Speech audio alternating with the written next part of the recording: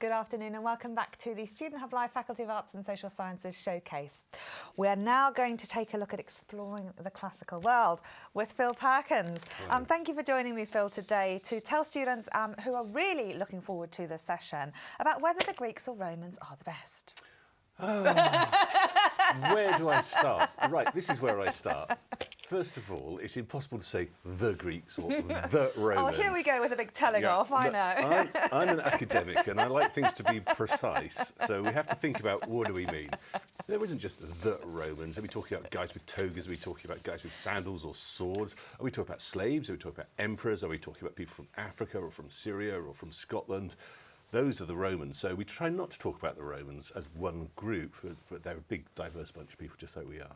Okay, so with that in mind, we've asked what 3 words you associate with the ancient Greeks and what 3 words you associate with the ancient Romans, and also who do you prefer? Oh, he's not going to like this, the Greeks or Romans. So you can say Greeks or Romans.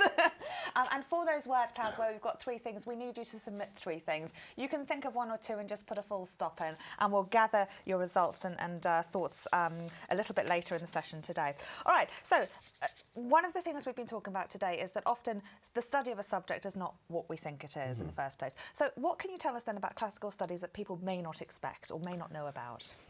Well, I suppose the main thing to think about classical studies is it's the study of everything from a period of time, a long period of time, nearly about 1,500 years, and from a huge area all the way across the Mediterranean. So actually classical studies can be anything. And that's so you've got a big claim of a big scope of time and a big scope of land as well. Oh yes, I would almost say we're like vultures, but maybe we just circle around and take things and look at them in different ways. We're also quite good at borrowing from other disciplines. So we learn from things like literature or history or anthropology, even art history, because all of this is part of human life and human experience.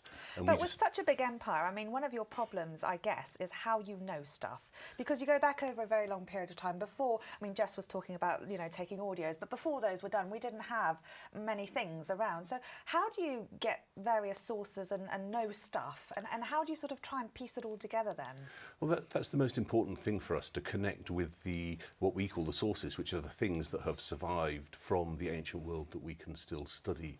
And that's what we really try hard to get into all our modules, that connection with the actual ancient stuff. So that can be writing that has survived, it can be objects like vases, it can be objects like inscriptions that have writing on them, it can be broken pieces of stuff from archaeological excavations, which could be anything from a piece of discarded rubbish to something that's really a lot nicer.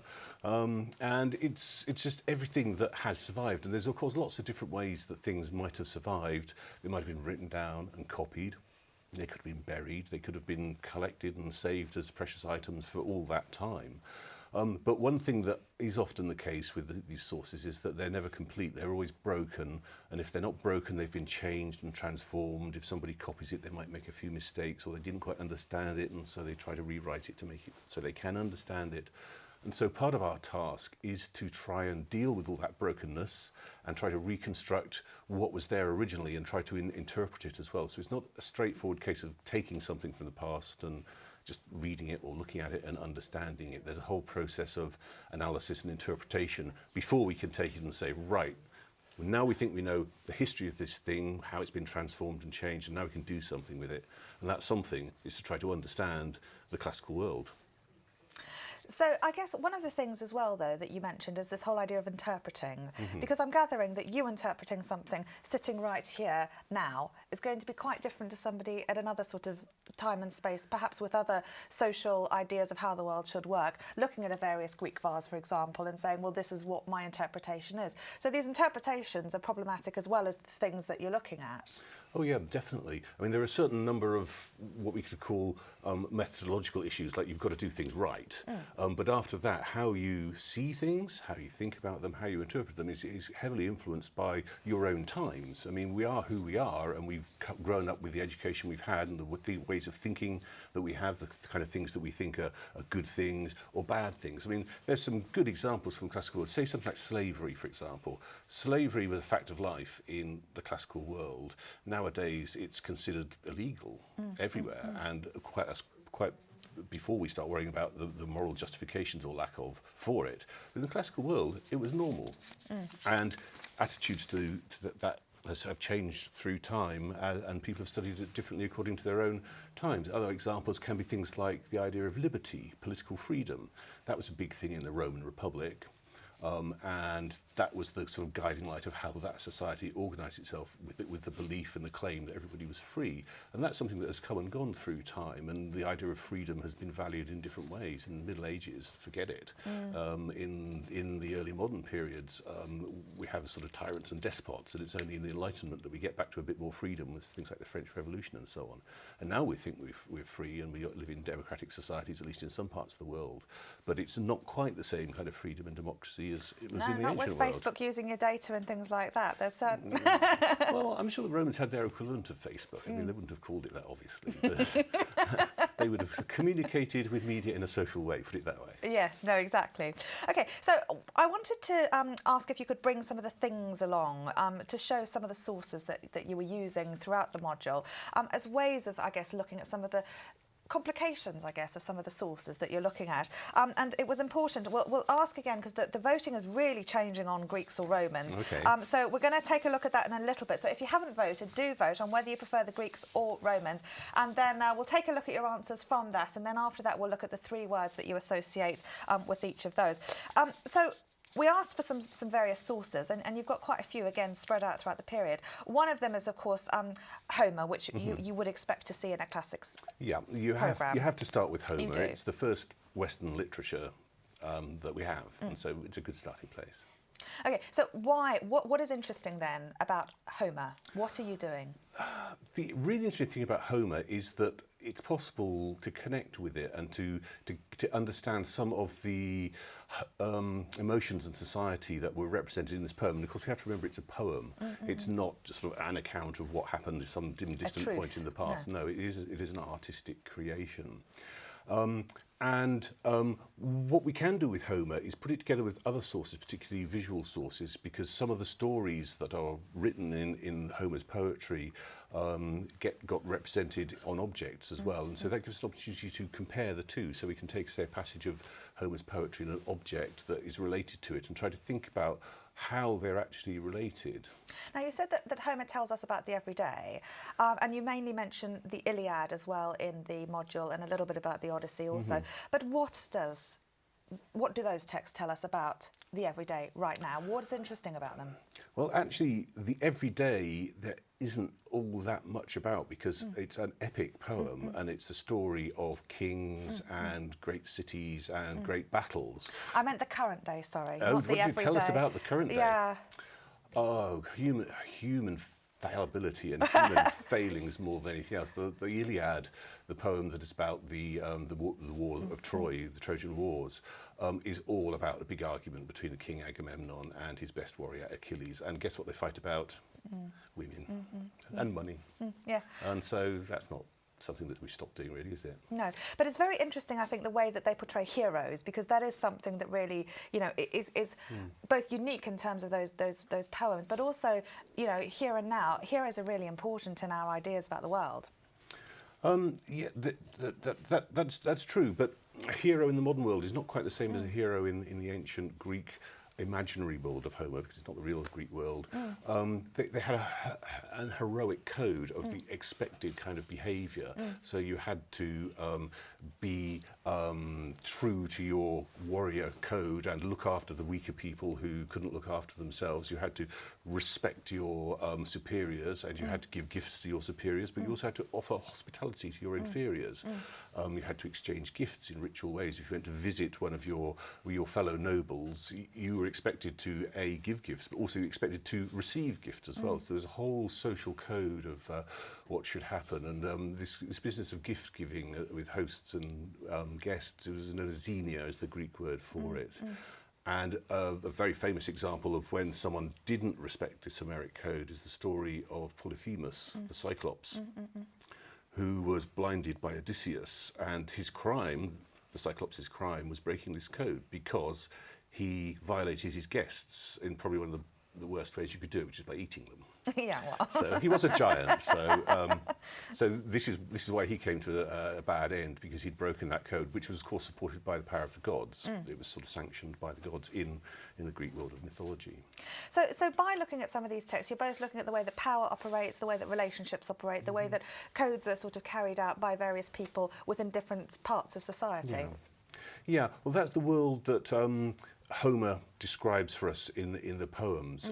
Part of the challenge we then have is to say how much is that actually what went on, or how much is that sort of the sort of world of art and literature and poetry. Absolutely. And that can be difficult. I mean, one way to try to get there is through archaeology, to try and go to some of these places, and we do in our new module, we go to Mycenae, which was the capital city of Agamemnon, and we look at what remains of it now. And so we can then compare the kind of society that you can see in the archaeology, which is one based in large palaces with rich burials, with the world that's represented in the poem, where we have strong rulers with lots of gold and such like. So there is a good sort of match-up, really. And a lot of this relates to the various forms of the art. So you've got poetry, you've got plays as well as archaeology and vases and various artefacts as well that show you different sort of slants of things. Tell us about some of the plays then, in terms of, you know, this idea, I guess, of metaphor, and to what extent things are actual truths, or how they're supposed to be representations. Yeah. Well, there's two Greek plays in this module. One's a tragedy, which is about the Persians, which is about the war between the Greeks and their deadly enemies, the Persian, and that's got lots of echoes with sort of recent conflicts between our modern day empires and our modern day tyrannies, as some people would like to think they are. And the other one is a comedy, which is called Lysistrata, and that's set in another war period, and that's a war between Athenians and Spartans, except the men have been fighting for 30 years without any resolution, and the women say, at this point, we've had enough, and they go on strike. It's a sex strike, and they say, guys, until you've sorted this out, that's it. And how long did they last? The men or the women? The men.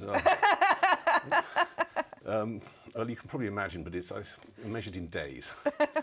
And it brings a solution to this intractable war that's been going on for years.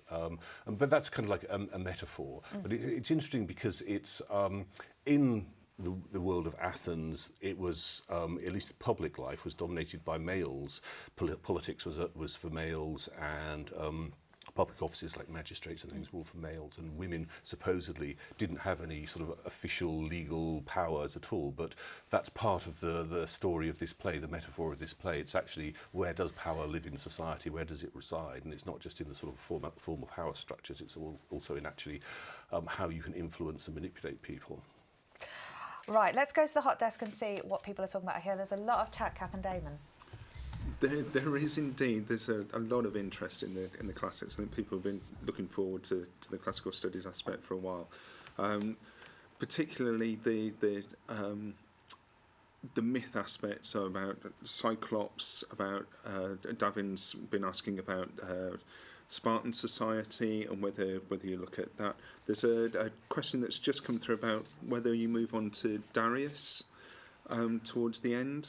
Yeah, we have Darius, the Mede, the Persian, in there because we study a play which is called The Persians, which is about the war between the Greeks and the Persians. And I'm not going to do a spoiler, no, I'm not going to say what happens, but it does figure Darius big time, yeah.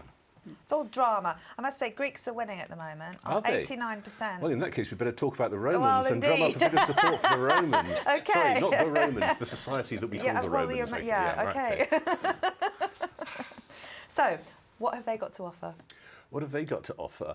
I always like to think that the Roman society was one of the messiest societies that recent times have seen, or relatively recent times. Just in terms of not cleaning up after their wars? Or Precisely, not cleaning up after themselves. Because if you look for Roman artifacts, in the countryside, in the fields, you find broken bits of Roman stuff everywhere. The only messier period is the modern period. So it's partly because of the sort of technological advances and also the economic growth that happened at that time, that there is much more production of durable things like pottery, ceramics, bricks, tiles and things like that, which are fairly indestructible, and they've very much survived in ways that, say, for other cultures, things don't survive so much. Say, British culture, culture in the British Isles in Roman times, Iron Age culture as we call it, wasn't as technologically developed in the same ways, and so most of their buildings and structures, for example, were made out of materials that decay like wood and such like, and so they just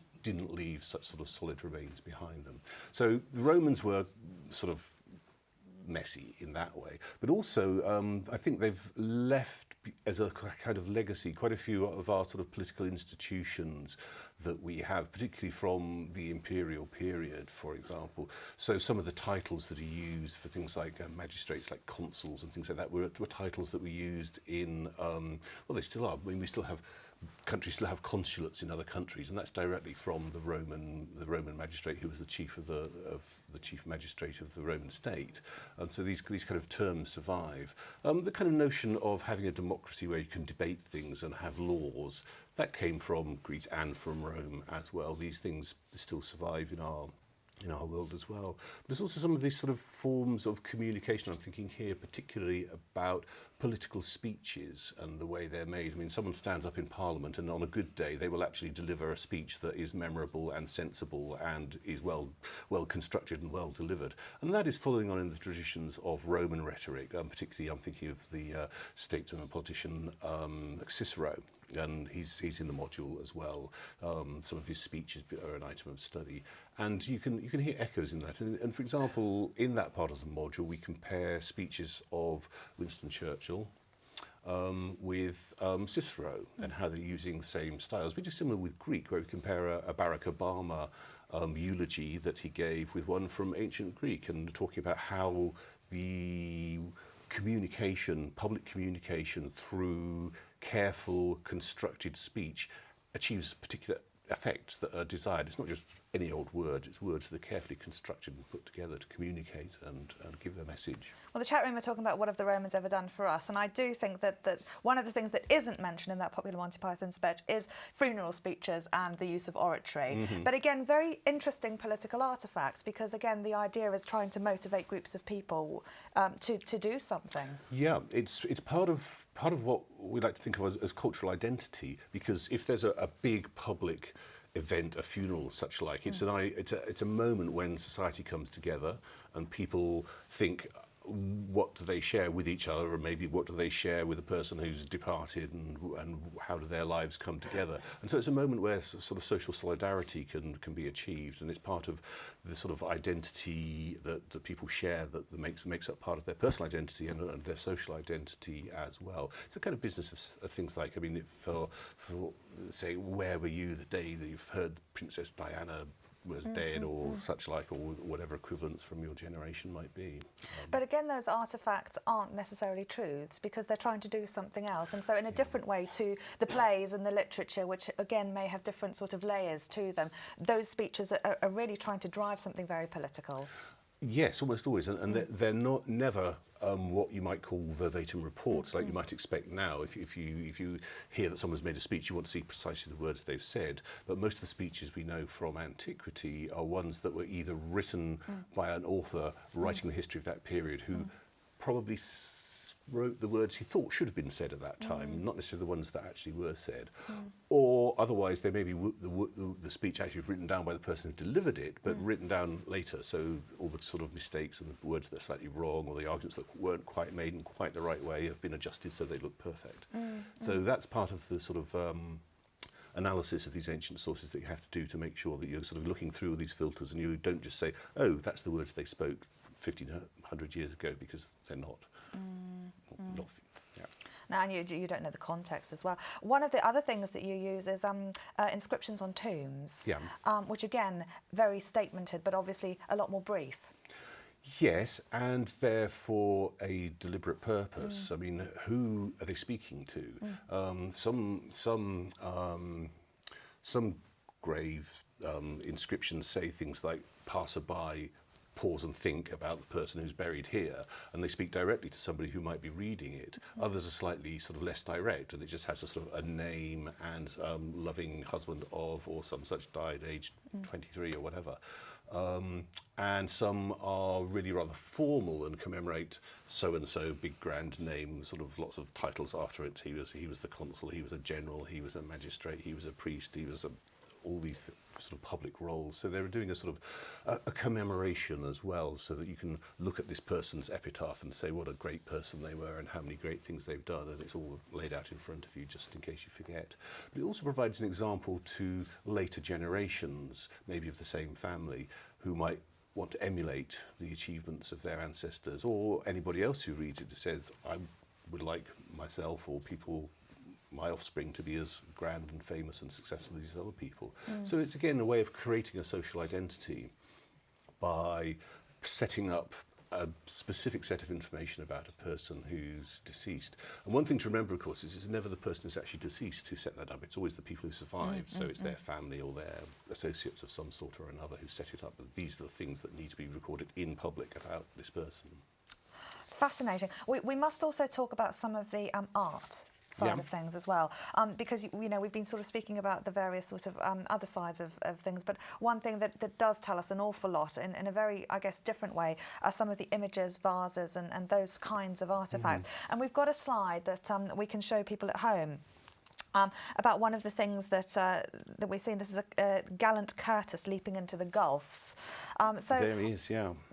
Tell us then, what sort of ways might classics start looking at an image like this? Well, this particular image, I mean, I've got it here. Oops, step that way there, you can see. It's from a book from the 19th century. Right. And what it is doing is illustrating an episode from Roman history. Right. And it's a famous episode where a character called Curtius responds to a problem in the centre of Rome. One day in Rome there was an earthquake and a massive hole appeared in the centre of the city. Yeah. Priests were bemused and they decided the only way to solve this problem was to have the most virtuous man in Rome sacrifice himself into the hole, and that would solve the problem. So along comes Curtius. Yeah. Vainglorious as he was, thinking he was the best man in the city, the most virtuous man in the city, and he galloped his wonderful horse, leapt over a fence into the chasm, as you can see there. And of course, offering himself to the underworld and sacrificing himself solved the problem. And the horse. And the horse, oh yeah. Yeah, it's well, the horse didn't have much choice really, but but it's an illustration of an elite male acting first, thinking second, shall we say, leaping over the fence and disappearing into a hole and vanishing. But the hole did close over, and all the people who were left behind, as you could see around, were throwing in gifts and offerings after him, and the gods were propitiated, and suddenly a lake formed in the area, and this lake is still there in the centre of the ancient Roman Forum now. It's called the Lacus Curtius, and it's a monument to this guy's achievements, his great self-sacrifice, his virtuous behaviour. And it was an example to people who came after. I mean, it's complete myth as far as we know, but it's a myth that was believed as to the extent that they made a monument in the centre of Rome about it. And the story survived in the writer called Livy, who's one of the best-known Roman historians. So the story is in there. So whether or not it's got a true origin doesn't matter, because it's a myth, and it's about the role of an elite, it's about the role of sacrifice, it's about devotion to the gods, and it's about showing leadership as well, I suppose, in a certain way, self-sacrifice at least anyway. Oh, I can see why everyone was so excited about this session. And classical studies, I must say, I do remember, because I did this in my first degree, and it is absolutely brilliant. But why are you talking about toilets and graffiti? Toilets and graffiti? Yes, Kath and Damon. It stems back to this discussion that you were having about how people talk to each other in the Roman world. So it got into men talking to each other in the spas, and also how people would talk to each other in the toilets in the Roman loos. Whereas nowadays, that's not really the done thing. Well, speak for yourself, David. Depends where you are in the world, actually. In Britain, it's normal to not go to the toilet in a social way, shall we say. But in other parts of the world, it is still entirely normal. I mean, it's entirely a social construct. It's things we're brought up doing, or taught how to do, in effect. And there's no reason for doing it that way. No, absolutely not. Absolutely. There's also quite a lot of discussion about how people in the ancient period are still, we can recognise ourselves in them. Particularly things like the graffiti we can recognise things when we see graffiti in Pompeii or wherever. Yes, I mean there's a lot of the Pompeii graffiti, for example, is little love messages saying so and so loves so and so or so and so. That's the form of social media, then, I guess. Yes, writing on the wall, not in some extent. Some of it's political slogans. They've recently excavated some new ones in Pompeii that basically say "Vote for me." Simple as that, and that hasn't changed. So there is a human connection between the kind of things that we perceive, or with the kind of things that we can recognise back in the ancient world. But that doesn't mean to say they're exactly the same, but it means they're kind of recognisable. Because, I mean, take, for example, another thing that's studied in the module, ancient spectacles, so that's amphitheatres, gladiatorial battles, for example, or animal fights, where, like a bullfight, the object of the entertainment, so-called, is to slaughter an animal or to slaughter another human. It's a spectacle, it's entertainment, it happens in a stadium, but it's not football. Yes. So some of it you can relate to in terms of a communal social experience of a kind of sporting event, but it's not the same. Yeah, absolutely. Yeah. And it has sort of descended into a bit of a Monty Python. Okay. There has been, towards the end. Well, we There's been must some ask talk, then at the end to see whether the Greeks or Romans are winning. How are we getting on then with that question? Who is better? 80% are for the Greeks, so it's gone down a little bit. That's it. I better start talking about the Romans a bit more then. Well, when I asked you the other day, you said it was the Etruscans, which is not one of the options. Well, that's right. Well, that's my own special area, which is working on the Etruscan people. And you better not get me started on those, because I've been known to talk for hours about them. But they're another people who also lived in Italy before and at the same time as the Romans, and were the deadly enemies of the Romans. And in some kind of really interesting ways, you could equate, if you think back to the Trojan Wars where we were talking earlier on, you have the Greeks versus the Trojans. Well, in Roman myth, they claimed they were descended from the Trojans. One prince escaped from Troy called Aeneas, who went all the way across the Mediterranean via Carthage, where he met Dido, ended up in Italy, and founded the people who became the Romans. And then, already in Italy were the Etruscans, and they kind of associated themselves more with the Greeks. So you ended up in Italy with a kind of almost like a remake of the Trojan War, with the Roman/Trojans fighting against the Greek/Etruscans. So all these things kind of tie up and come together in the end. It's just one big gossip session, isn't it? All about dramas and carryings on between these people. But it's not just gossip. I mean, we do have a discipline, and we do have methodology, and we do... I nearly said fact. We nearly have facts. We have very well understood things that aren't really gossip. They're sort of agreed things, and they're the nearest things to facts that you can get about dim, distant periods of the past. So gossip, some of it's gossip, yes, but a lot of it is something that we can call art, literature, history as well. So.